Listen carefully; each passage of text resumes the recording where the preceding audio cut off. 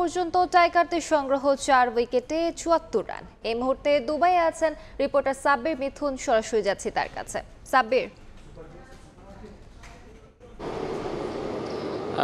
যেমনটা আসলে শুরুর কথা ছিল বাংলাদেশ দলের, সে তেমন শুরুটা আসলে করতে পারেনি। ভারতীয় দলকে অল্প রানে আটকে রাখার পরেও আসলে ব্যাটারদের কাছ থেকে যেমনটা প্রত্যাশা ছিল তা আপাতত এখন পর্যন্ত যদি আমি বলি, সাইফ হাসান বাদে অন্য কেউ আসলে পারভেজ ইমন শুরু করার পরে এতটা থিত হতে পারেনি।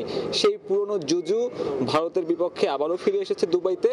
মিডল অর্ডার মোটামুটি ভালোই কলাপস করেছে এবং লিটন দাসের অনুপস্থিতি বাংলাদেশ দল এখন হাড়ে হাড়ে টের পাচ্ছে। তাওহিদ হৃদয় থেকে শুরু করে শামীম পাটোয়ারি, যাদের আজকে প্রয়োজন ছিল, তারা আসলে আজকে ভালো ইনিংস খেলতে না পারার কারণে হয়তো দিতে হবে বাংলাদেশকে চরম মূল্য। এবং বাংলাদেশ যে ধরনের বোলিং ইউনিটে যেভাবে কামব্যাক করেছে, তারপরেও যখন আপনি এ ধরনের ম্যাচ জিতবেন না, সেটা আসলে আক্ষেপ আর হতাশা দুটোই বাড়াবে। এবং প্রায় 18 ঘন্টার ব্যবধানে যখন আরও একটি ম্যাচ রয়েছে আপনার সামনে পাকিস্তানের বিপক্ষে, তখন আসলে বাংলাদেশের জন্য সমীকরণটা বেশ কঠিন হয়ে যাচ্ছে। এবং এই দুবাইতে যখন আমরা দেখেছি রান চেস করাটা খুব সহজ, তখন আসলে বাংলাদেশ দলের ব্যাটারদের বেশ দায়িত্ব নিয়ে খেলা উচিত ছিল। তবে সে ধরনের দায়িত্বশীল ইনিংস আসলে দেখা যায়নি।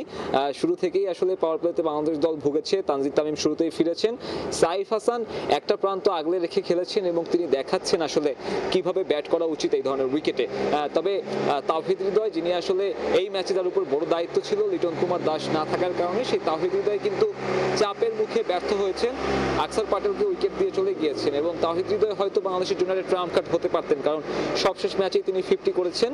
তার পারফরমেন্সটা আজকে গুরুত্বপূর্ণ ছিল বাংলাদেশ দলের জন্য। তবে তাওহিদ হৃদয় এবং শামীম পাটোয়ারিরা যখন ব্যর্থ হয়ে ফিরে যায়, তখন আসলে জয়ের প্রত্যাশা করাটা খুব বেশি কঠিন হয়ে যায়। এখনো শেষ ভরসা হিসাবে সাইফ হাসান খেলছেন, সবশেষ ম্যাচে 50 করেছেন। সেই সাইফ হয়তো এই ম্যাচ আর একটু সামনে নিয়ে যেতে পারে বাংলাদেশের জন্য। এখন শেষ পর্যন্ত দেখার বিষয় যে আসলে এই ম্যাচ বাংলাদেশ জিততে পারে কিনা। আমার কাছে ভারত পাকিস্তান ম্যাচ নিয়ে দুবাই থেকে এখন পর্যন্ত এই ছিল সবশেষ।